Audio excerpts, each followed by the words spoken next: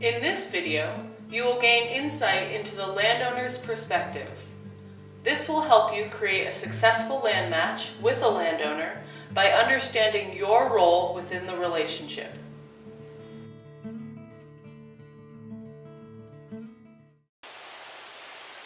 An ideal student would be somebody who is totally in love with the lifestyle. Patience definitely needs to be one of the first qualities. Not only to be patient with me because I'm a grumpy old man, but to be patient with the process. It would have to be somebody who's a reader and who's patient and is willing and knows how to do research. L.L. Bean said there's no such thing as bad weather, just bad clothes. You got to be that kind of person. And I think plants respond to love. I'm definitely sure of it. So I would like to work with somebody who likes to love plants and dogs. And you have to love people too, because sooner or later you're going to have to sell this stuff. Otherwise, you're not going to be able to keep doing it. Now, I like to tell people when I was in construction, I used to tell them, there's no mistake you can make that I can't fix. In other words, don't be afraid to try something. But the worst kind of person to work with is one that is too afraid to go try and to make a mistake. A perfectionist will drive you crazy to try to teach a perfectionist anything. Big thing on a landowner's perspective from me, as a participating, I would call us a participating landowner. Mm-hmm. That's what I would call us. Mm-hmm. Yep. Is to know, can the farmer follow through? What is their ethics? What is their work ethic? What is their standard of cleanliness? Mm-hmm. What is their standard of maintaining tools? Because Rock was using our weed eater. We were using our tractor for him. He was using our mower. He was, all these different things, and we had to trust him. And of course, if it breaks down, we got to fix it. From the point of view of a farm seeker, to really understand what an owner goes through, that an owner of the property is the one holding the bag. No matter what happens with a farmer who comes and goes, we are always left with the results. The landowner is the one who has to carry the burden. Farmer gets hurt. The farmer messes up and everything, messes up the neighbors something. Whatever it is, always ends up back with the owner. So in the farm seeker being aware of that end of it, then we can become a team. Then we can dialogue in a very different way than if they're putting the owner up on a pedestal and they're down here trying to do their thing and still please the owner, mm-hmm. or something like that.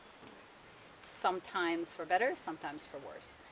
Farmers say, well, we fixed up your land, we did all these great amendments to the soil, and then we had to go. But that only happens part of the time. Part of the time is you left all your junk, you made a mess.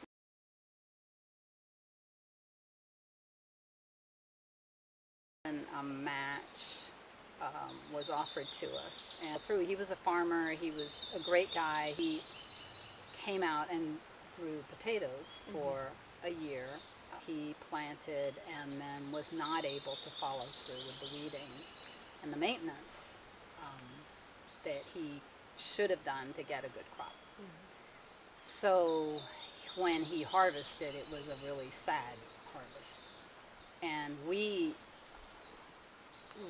were really happy and willing to help him, but he never asked us. Mm-hmm. It was a difficult thing for him because he realized, I think, he didn't take advantage of a resource, because he assumed that we weren't wanting to help him, that we weren't interested when we were very interested in helping him.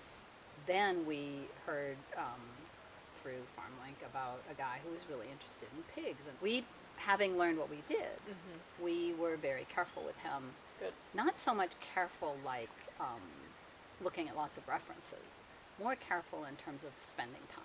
And we've been very, very happy with him so far. The piggies arrive in a few days, so we will see what happens after the piggies are here.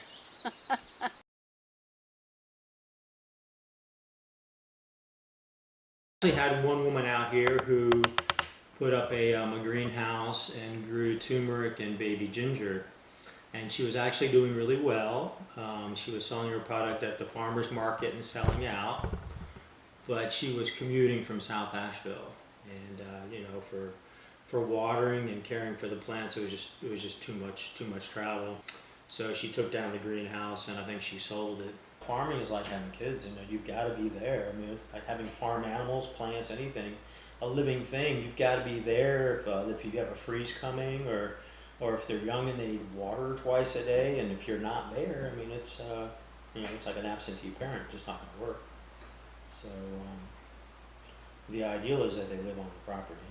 So what I learned is we definitely need to provide housing so that whoever's working on the property, it's easy, it's not a hindrance. A lot of people, if they've been living in a city, unless I'd say that they've had a crisis, like hurricane comes through or something like that, they don't realize the importance of interaction.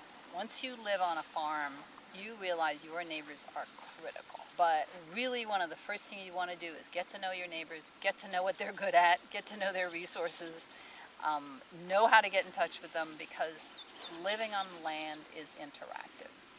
I've lived here 30 years. I know the feel of the land. I know how the storms, where they come from. I know the feeling when different things are going to happen, to the extent that I know, and still have a great deal to learn. Having that interaction and pooling the different awarenesses of people is critical when you're going to interact with nature. So part of living out in the country and working with neighbors in terms of other people making hay, in terms of dealing with property boundaries, there's a certain amount of negotiation, and some level of social skills are required. And so yeah, I feel like I have some experience with that, and of course I'm very happy to share what I know and what has worked for me and what has not worked for me. Yeah, I mean, it's really important not for me to lose my temper, just to really listen and then try to be creative about a solution. And a farmer may or may not explain this to the farm seeker, is their attitude toward the land, the owner's attitude toward the land. Some people, it's an investment. That's it. They just want to know, if I sell it in 10 years, is it going to be worth more? Some people, it's their home, and it's their heritage from their family, handed down. And they may be planning to sell it, they may be planning to hand it down to their kids or whatever. Their attitude is different. In my case, because we don't have children, we came really with much more of an environmental viewpoint. And again, how the farmer or farm seeker gets that, the more they get that, what is going on for the owner, the better the relationship will be, and the more they can dialogue on that level with the owner. Thank you for watching, and please do get in touch with us at WNCFarmlink.org if you would like to become involved.